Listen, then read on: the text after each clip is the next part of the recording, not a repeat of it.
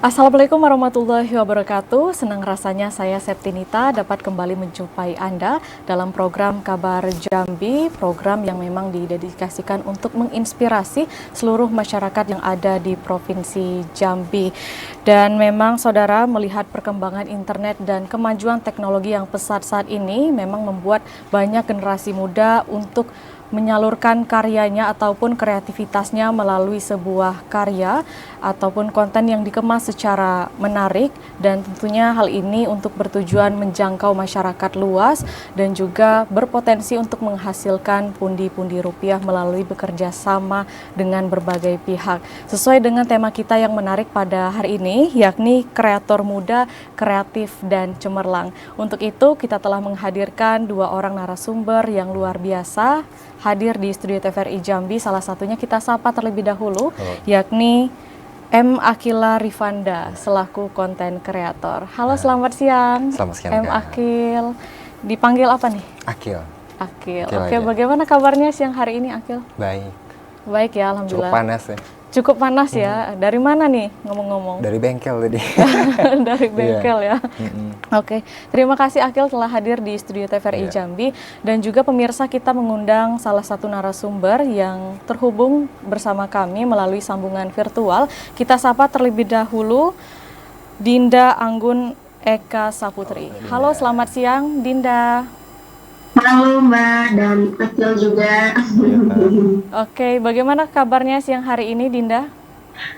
Alhamdulillah harus sehat karena sekarang lagi studi jadi harus sehat terus Mbak ya. Oke, luar biasa. Terima kasih Dinda, maksud saya telah hadir di acara program Kabar Jambi. Dan memang pemirsa, kami juga akan mengajak pemirsa untuk bergabung bersama kami pada segmen berikutnya yang ingin memberikan saran, masukan maupun pertanyaan kepada dua narasumber kita bisa melalui sambungan telepon di 0741663385 atau di 0811743333. Baik, kita ke Akil dulu nih. Iya. Oke, Akil ini sebagai konten kreator apa sih? Kalau aku mungkin bakal nyebutin diri aku itu konten kreator vlog. Vlog ya? Mm-mm. Mau dikenal sebagai konten kreator vlog? Iya. Oke, kenapa awalnya bisa tertarik untuk menjadi konten kreator ini? Mulainya seperti apa? Aku sebenarnya ceritanya cukup panjang sih, Kak. Oke, nggak apa-apa, diceritain Mulai aja. dari aku pertama kali bikin video itu di SMP. SMP ya, Ya. sudah mulai ya? Udah baru mulai lah kayak Oke. gitu. SMP kelas 2 itu video pertamaku di tahun 2016 lah mungkin. Nah, dari 2016 ke 2020 tuh vakum gitu, nggak terlalu aktif lah membuat konten gitu. Nah, tibalah COVID. Oke. Nah, jadi karena COVID nih aku gabut, jadi ya aku bikin konten gitu, iseng dulu gitu dari awal.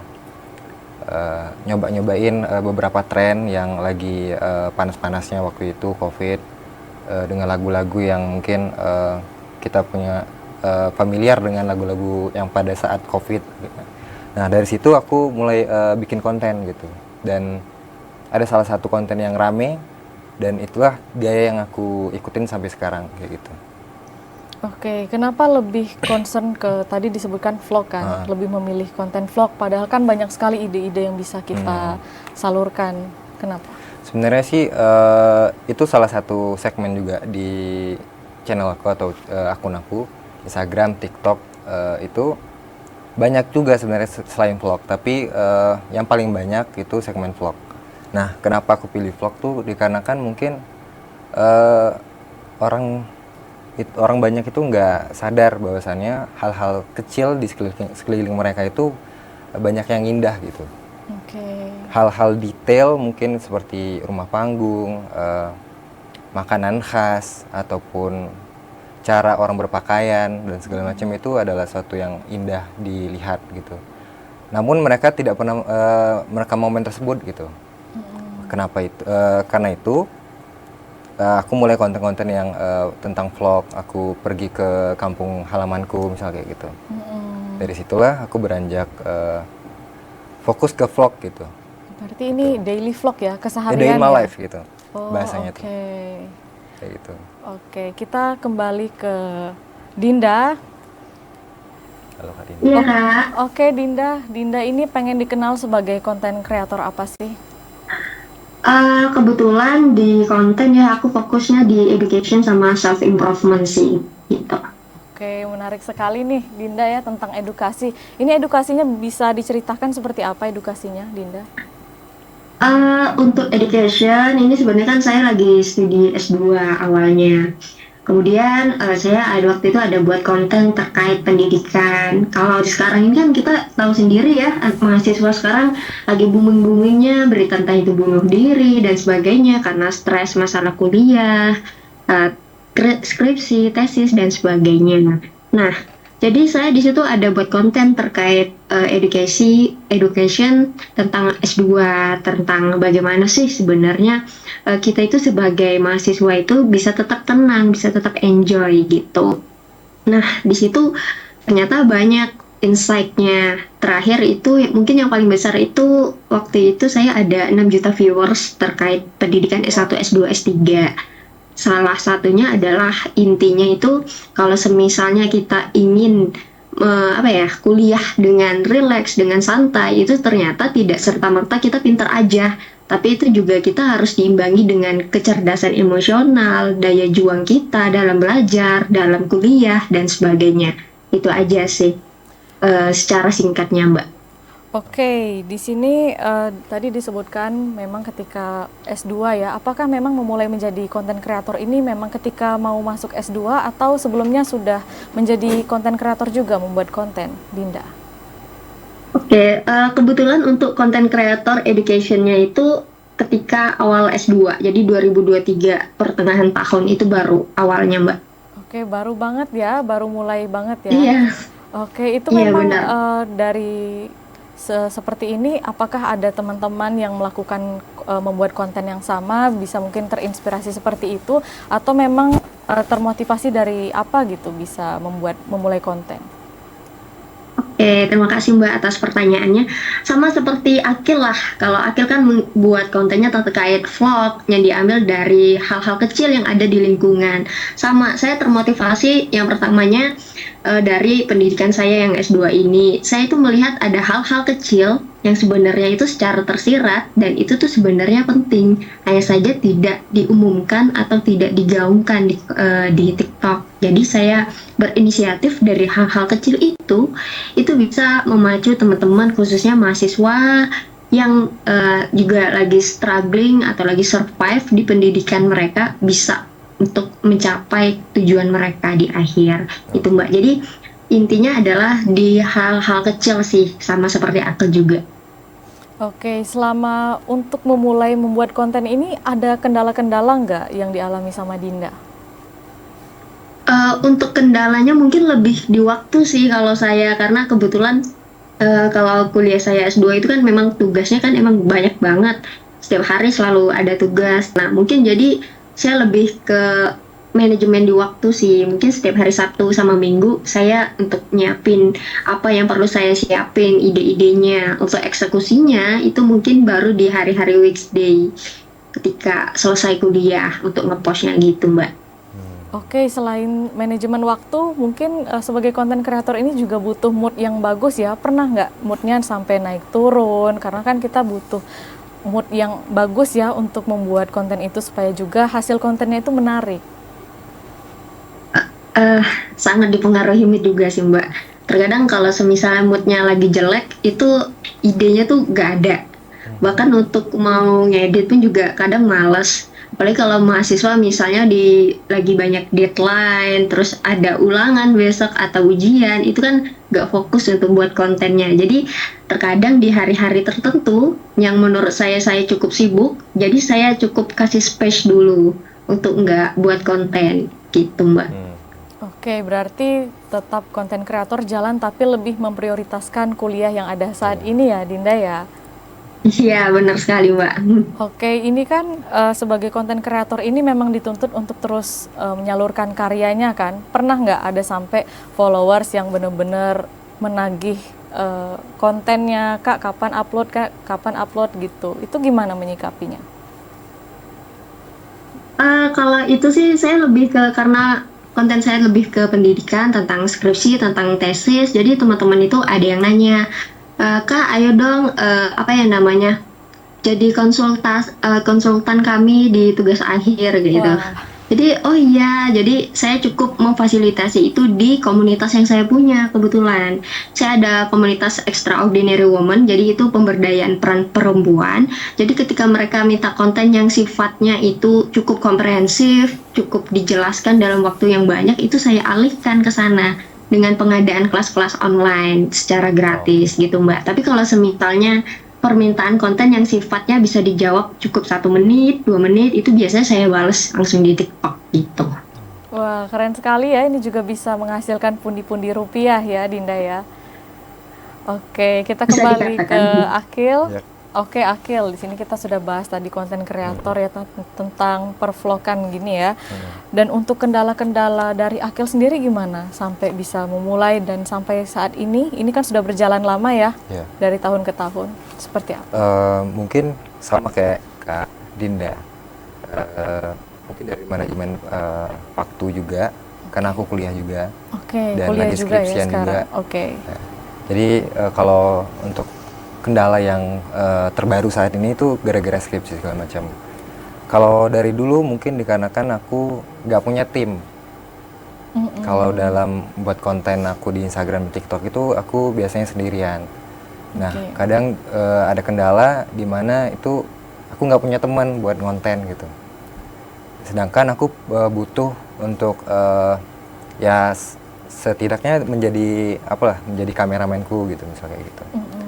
Nah, juga kendala kalau untuk saat ini kita agak sulit untuk membaca traffic algoritma di Instagram dan TikTok kayak gitu. Karena mungkin konten-konten yang kayak aku nih nggak terlalu banyak pasarnya gitu, Kak. Mungkin kayak gitu. Jadi mungkin menciptakan pasarnya sendiri kayak gitu. Oke. Tantangannya Untuk gitu. kendala-kendala ini gimana ngatasinnya, Akil? Aku biasanya- dari mulai manajemen waktu tadi kan susah kan, sekarang kan jadi mahasiswa masih Iya. dalam tahap skripsi, itu gimana ngaturnya? Apalagi kan kita konten kreator dituntut untuk terus konsisten ya Konsisten. dalam mengunggah konten seperti itu. Oke. Aku setiap bulan itu biasanya mentargetkan beberapa konten di dalam bulan itu. Misalnya kayak aku dalam bulan ini aku bakal memproduksi 3 konten deh minimal misalnya kayak gitu. Nah, Dalam 1 bulan? dalam 1 bulan misalnya. Jika nggak bisa, itu aku akan cari pengganti konten. Pengganti konten yang mungkin karena konten yang awal itu rencananya terlalu rumit, jadi cari konten-konten yang kecil gitu, konten-konten yang mudah dibuat kayak gitu. Gitu sih sebenarnya cara biar tetap konsisten dan tetap ngupload kayak gitu. Oke, ini kan yang juga menjadi tantangan seorang konten kreator Iya. ini adalah ide nih. Ide, Ya, untuk ide-ide ini dari mana datangnya? Sebenarnya kalau prinsip aku juga manusia tuh kan nggak pernah kehabisan ide sebenarnya. Jadi ketika kita kehabisan ide berarti kita mati gitu. Dan gimana cara aku mendapatkan ide itu sebenarnya tuh kalau mungkin dari buku, dari film itu salah satu inspirasi juga untuk menghasilkan ide-ide baru kayak gitu. Oke, film ini biasanya diambil dari film luar atau film dalam negeri untuk menciptakan konten? Kebanyakan luar negeri sih sebenarnya. Oh, dari luar Karena negeri. ya paling kayak Malaysia juga banyak aku ambil film-filmnya dikarenakan mungkin masih satu warna gitu, satu warna, satu cerita dan satu atmosfer dalam visualnya kayak gitu. Oke, menarik sekali ya pemirsa. Kita akan kembali usai jeda pariwara berikut ini. Tetaplah di Kabar Jambi. Oke.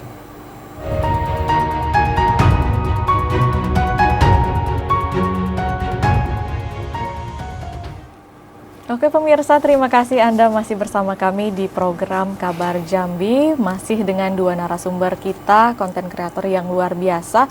Kita kembali ke Dinda.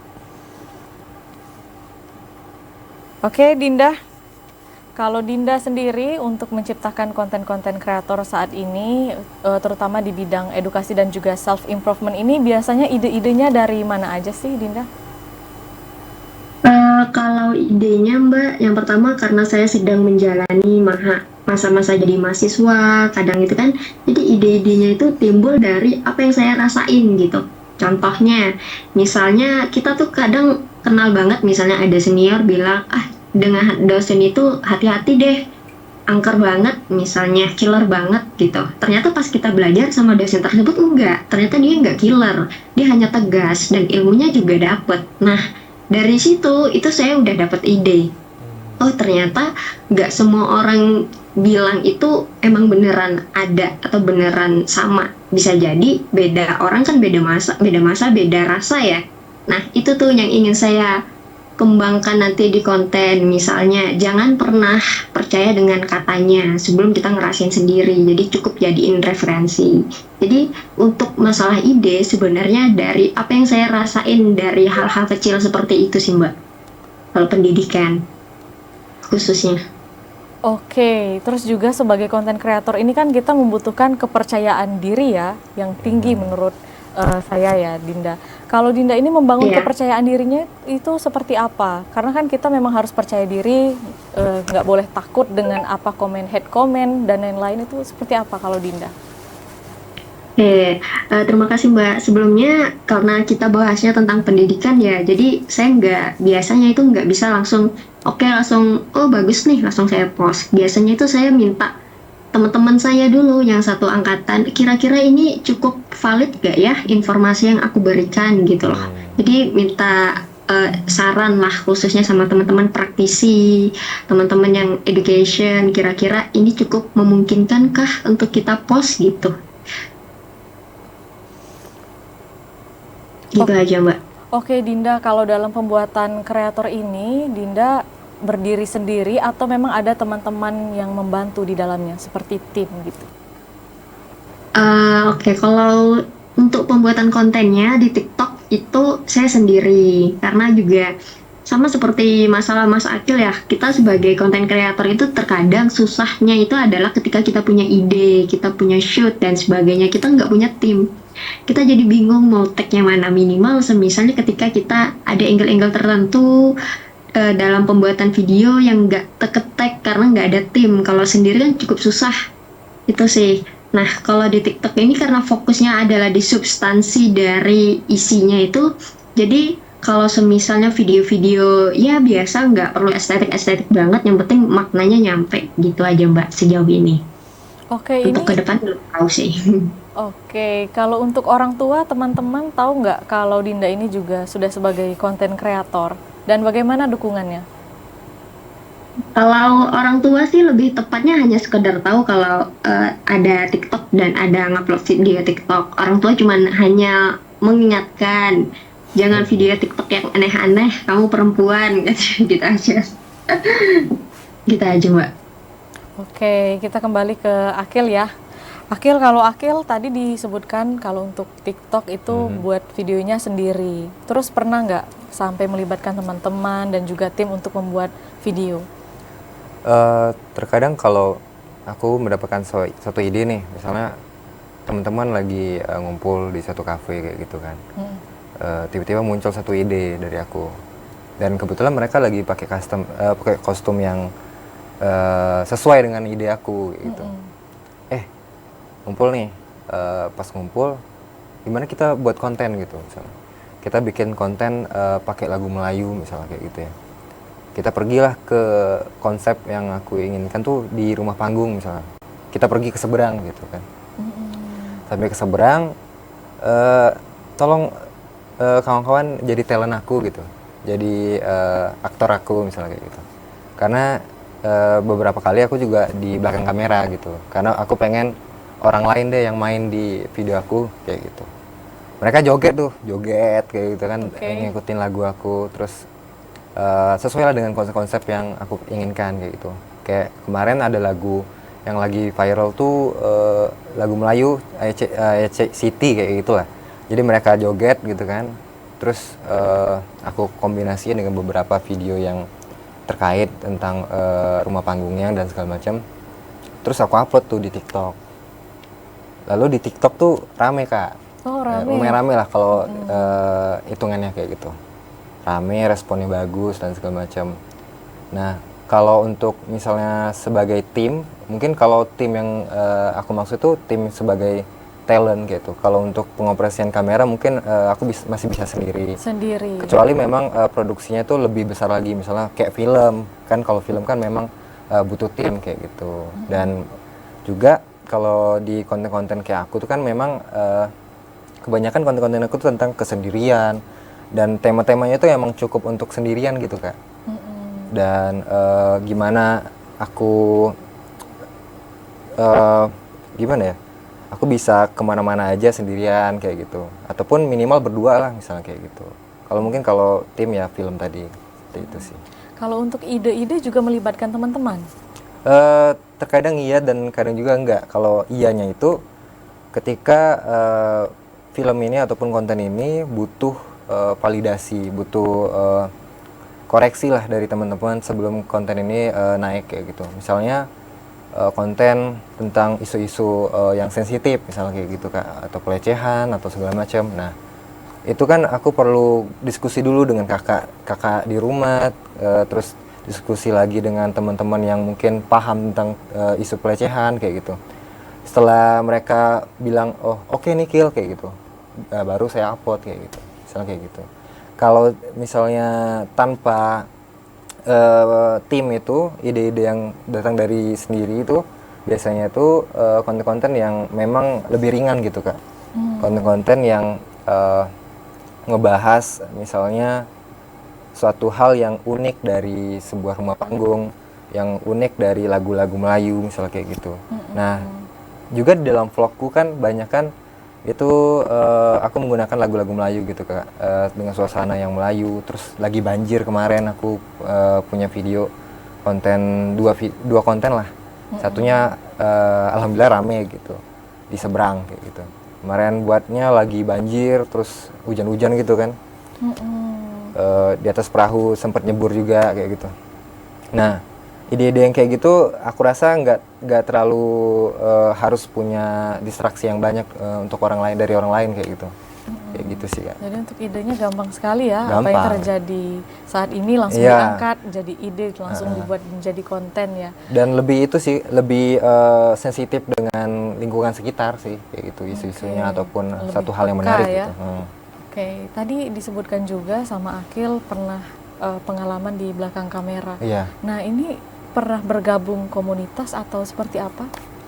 Mungkin kalau aku cerita dari SMP dulu, itu aku udah ikut komunitas, salah satu komunitas lah fotografi dan segala macam. Kalau untuk belakangan ini, aku sempat ikut di suatu media lah kayak gitu di Jakarta.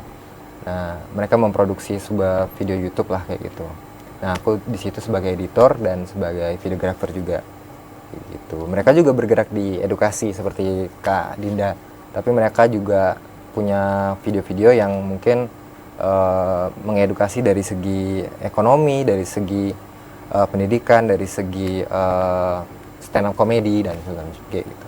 Nah, tadi disebutkan sama Akil juga sebagai editor dan juga videographer. Nah, ini memang untuk skill-skill ini didapatkan dari ikuti pelatihan atau memang belajar sendiri atau diajarin teman atau gimana? Oke.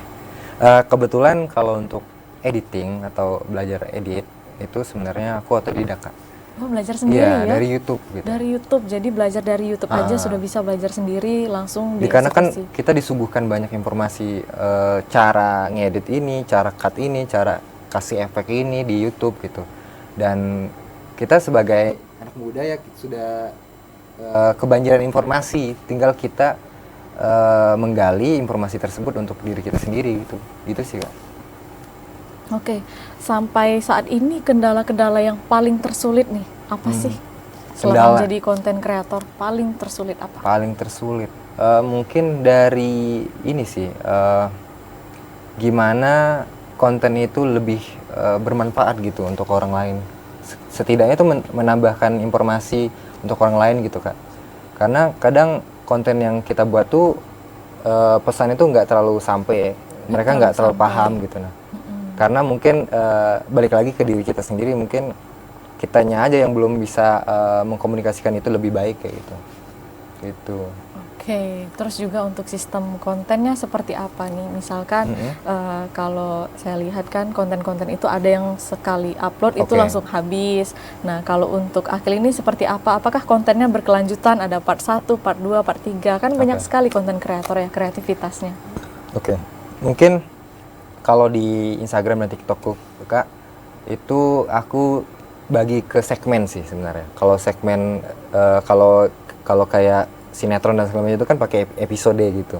Kalau aku tuh per segmen, misalnya segmen vlog, segmen segmen vlog, segmen dokumenter kah, misalnya segmen esai video misalnya kayak gitu. Nah, dari segmen vlog tadi itu aku urutin tetap pakai part satunya misalnya lagi di rumah panggung, part 2-nya lagi di tempat banjir, part 3-nya lanjutin lagi tentang hal yang mirip kayak gitu. Misalnya banjir, kali ini kita ngeliput banjir misalnya kayak kontennya tentang banjir.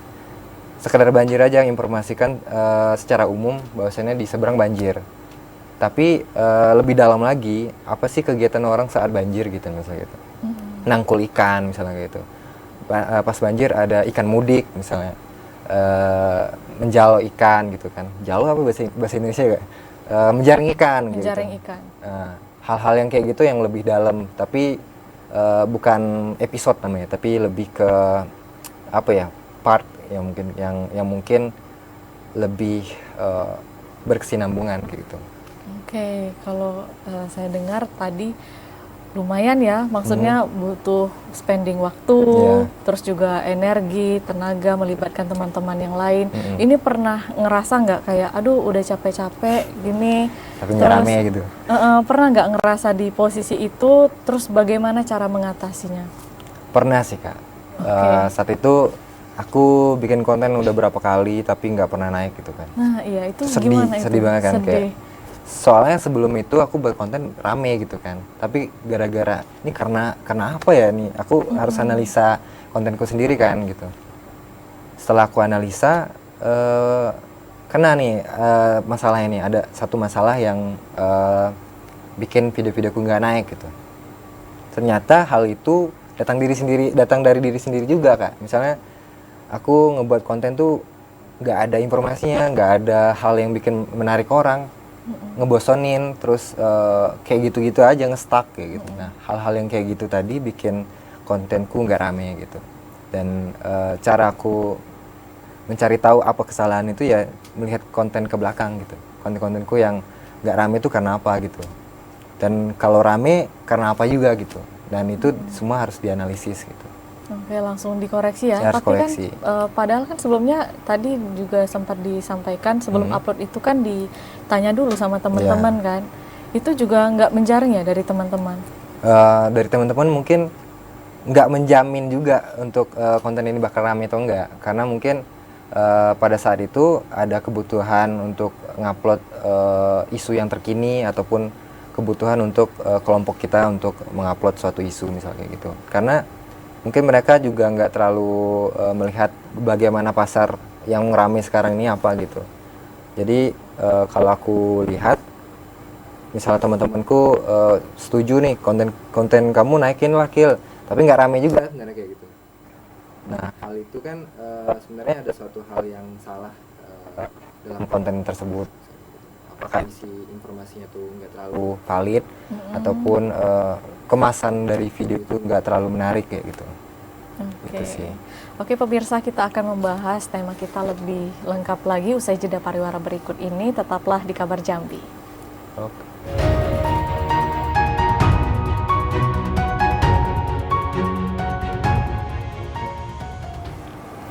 Terima kasih pemirsa, Anda masih bersama kami di program Kabar Jambi dan kita masih bersama dengan dua orang narasumber kita yang luar biasa, dua konten kreator, ada Dinda dan juga Akil. Dan pemirsa, kita juga mengajak pemirsa yang ada di rumah untuk bergabung bersama kami yang ingin memberikan masukan, saran maupun pertanyaan kepada dua narasumber kami bisa melalui sambungan telepon di 0741 66385 atau di 0811 743 133. Oke, kita ke Dinda deh.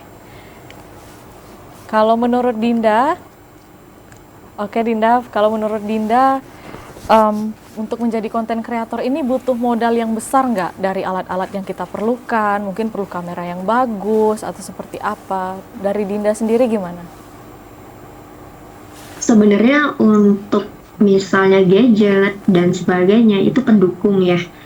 Nah, kalau semisalnya kita ingin jadi konten kreator, kita nggak harus mulai dengan barang-barang yang mewah dulu. Istilahnya HP harus bagus banget dulu, kamera harus bagus banget dulu, enggak.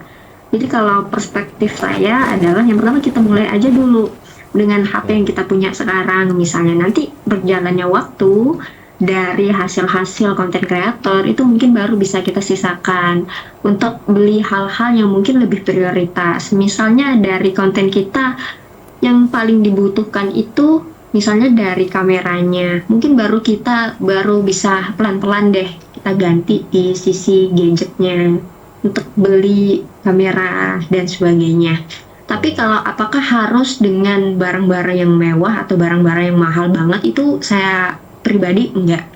Yang penting adalah cukup aja untuk memadai dulu, apalagi untuk konten kreator pemula ya. Gitu aja sih Mbak. Oke, Dinda pernah ngerasa nggak di posisi ini konten aku kok sepi, terus yang ini kok bisa rame, yang ini sepi seperti Akil tadi, itu bagaimana cara mengatasinya, Dinda? Iya Mbak, pernah banget. Jadi kalau boleh cerita, sebenarnya saya itu kalau di Instagram itu lebih ke fotografi, lebih ke estetik, foto estetik gitu. Nah, mungkin ya itu beda platform, beda masa gitu. Yang di TikTok saya itu awalnya itu yang ingin saya sajikan adalah terkait fotografi, videografi, edit-edit foto gitu. Ternyata insight-nya itu nggak naik Mbak. Tapi ketika saya bahas education, wah itu naik banget. Jadi dari situ tuh saya mulai baca nih, ternyata pasar saya itu kalau di TikTok itu lebih ke education, lebih tentang bagaimana kuliah, S1, S2 gitu. Nah kalau di Instagram itu beda, dia lebih atmosfernya lebih bagaimana tata cara foto, edit dan sebagainya. Dan saya udah coba itu di TikTok saya coba deh abis education ini saya post terkait hobi saya satu lagi terkait fotografi, videografi. Ternyata insight-nya tidak setinggi ketika saya bahas education. Jadi dari situ tuh saya baca, oh weakness saya di sini, strength saya di sini. Jadi setelah saya paham itu, oke, berarti di TikTok saya akan bahas terkait education. Gitu sih Mbak. Oke, ini ada perbedaan ya di Instagram maupun di TikTok, dan pemirsa kita ada penelpon, kita angkat terlebih dahulu. Halo, selamat siang.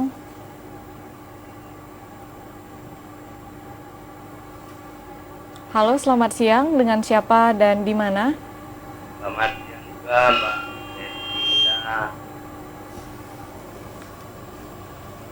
Iya, halo Pak. Selamat siang. Dari Yudi Pak di Telanai. Oke, dari Pak Yudi di Telanai. Pak Yudi di Telanai ingin memberikan masukan ataupun pertanyaan kepada narasumber siapa? Dipersilakan Pak Yudi.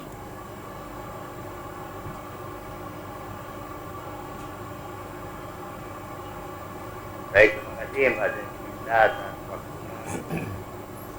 Yang pertama ya Mas Akil yang saya hormati, kreator, dan apa satunya Mbak Dinda ya. Iya, Mbak Dinda. Kreator tapi memang beda. Oh, artinya beda kamar nih. Jadi saya coba ke Mas Akil. Bahasanya kalau kita bicara masalah konten kreator itu dimasukkan ke TikTok, ya. Ini kan tingkat kepercayaan di TikTok ini kan sudah banyak meluntur, banyak yang merusak. Lebih percaya orang di Twitter dan aplikasi lainnya. Nah ini menjadi pertanyaan saya pada Mas Akil dan Mbak Dinda. Bagaimana caranya untuk memberikan kepercayaan penuh lagi pada masyarakat ini? Karena banyak perusak membuat TikTok yang sumbernya entah dari mana. Sehingga yang konten kreator yang benar ini menjadi dipertanyakan juga kebenarannya. Jadi itu merusak.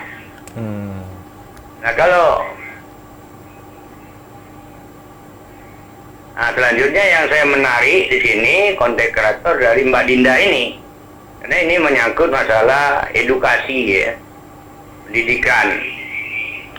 Nah, menurut saya memang konten kreator yang Mbak buat ini di dunia narasi edukasi pendidikan ini hendaknya memang, apalagi untuk S2, S3 ya, ini kan banyak disertasinya ini untuk aplikasi pembangunan pemerintah.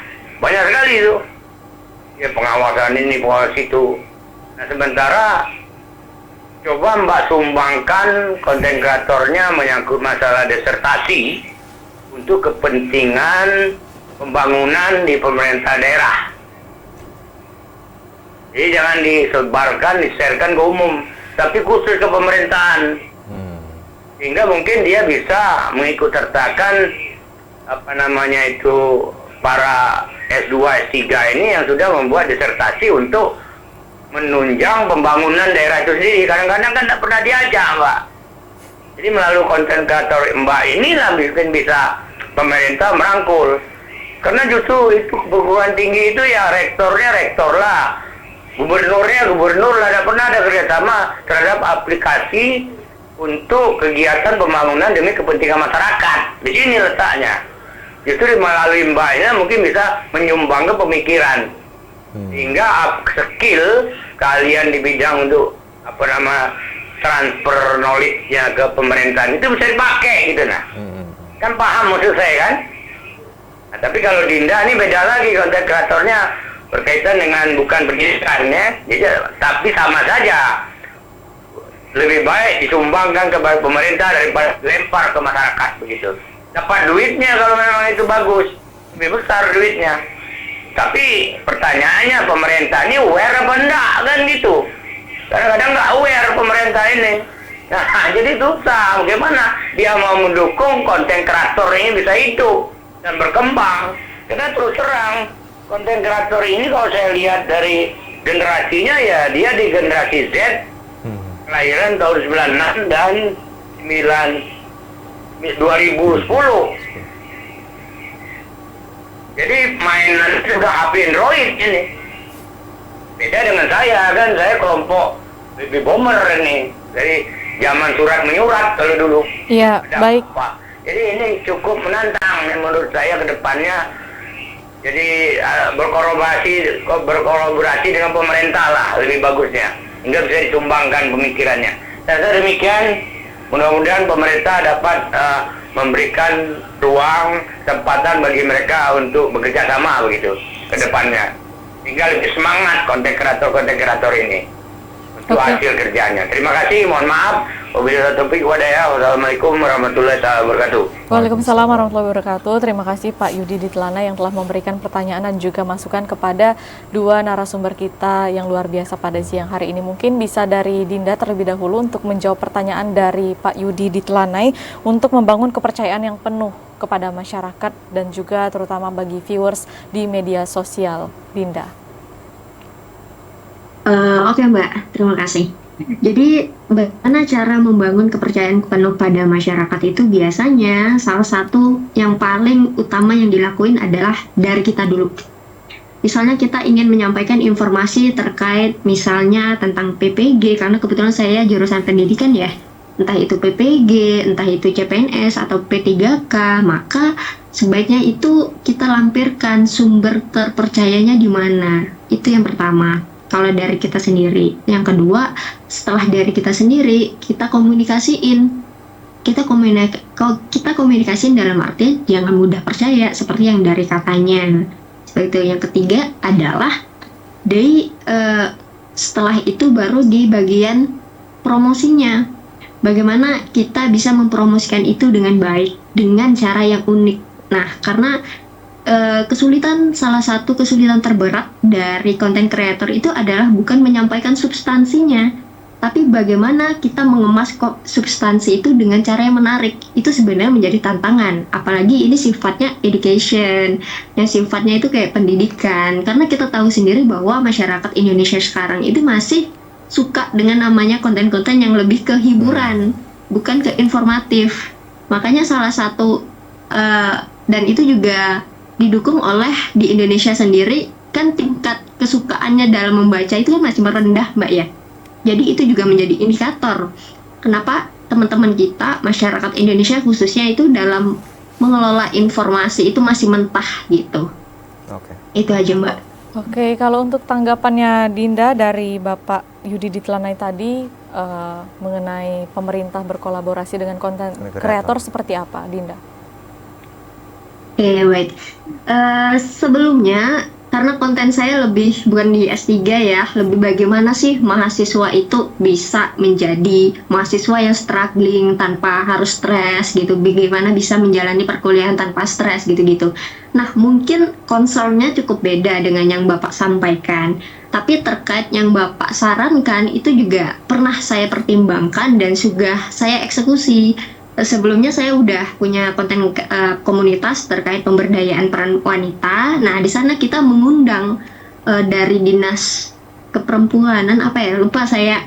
Nah, kebetulan waktu itu ketika mengajak berkolaborasi di sana dari pemerintah itu mungkin waktunya nggak ada, terbatas. Jadi yaitu yang pertama yang disampaikan Bapak, terkadang pemerintahnya kurang aware. Yang kedua adalah mencocokkan waktu antara kita sebagai konten kreator dan pemerintah itu kan cukup sulit ya, dengan kesibukan masing-masing.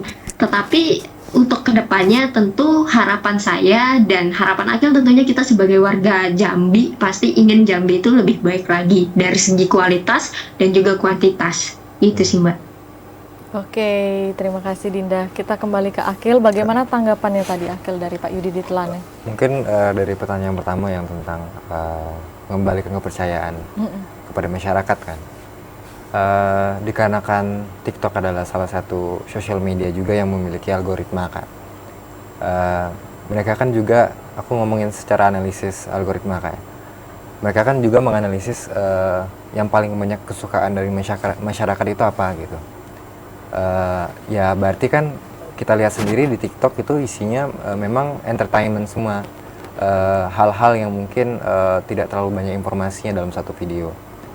Hal-hal yang seperti ini atau konten-konten seperti inilah yang paling banyak disukain masyarakat Indonesia. Sedangkan mereka menuntut untuk mengembalikan kepercayaan terhadap TikTok kayak gitu. Sedangkan mereka juga menyukai video-video tersebut kayak gitu.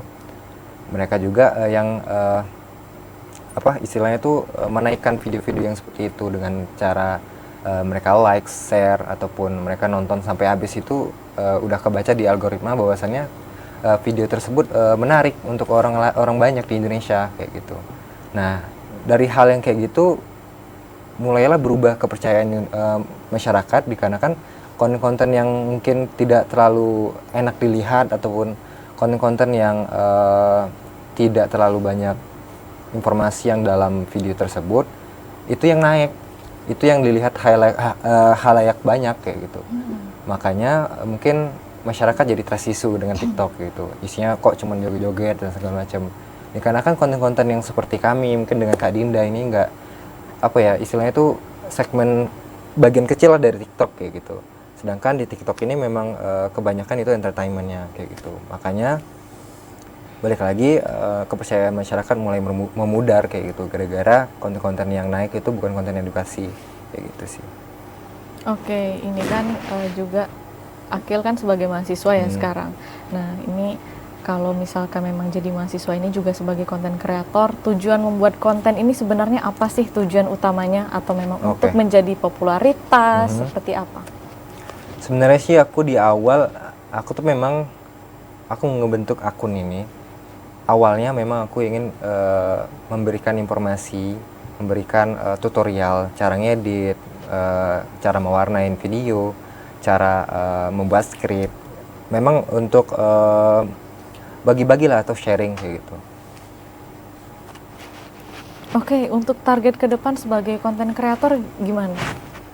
Targetnya sih aku pengen aku punya konten yang lebih bermanfaat sih untuk banyak orang kayak gitu sih sebenarnya. Oke, apakah tetap terus menjadi konten kreator? Insya Allah. Komitmen ya. itu. Komitmen sudah benar-benar ini ya, memang dijadikan terus konten kreator ini dalam jangka waktu yang panjang ya. Oke pemirsa, kita akan kembali usai jeda pariwara berikut, tetaplah di Kabar Jambi.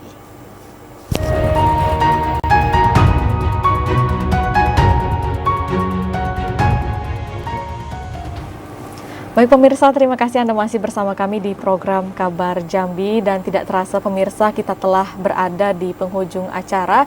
Di sini kita akan meminta closing statement dari kedua narasumber kita yang luar biasa pada siang hari ini. Mungkin bisa dari Akil terlebih dahulu, silakan Akil. Oke, mungkin closing statement untuk anak-anak yang seumuran aku, Gen Z lah, kelahiran 2000-an lah kayak gitu. Dikarenakan sekarang kita lagi gempur-gempurnya era digital, teknologi dan segala macam perkembangan zaman, dan kita banyak disuguhkan informasi-informasi yang sangat berlimpah kayak gitu.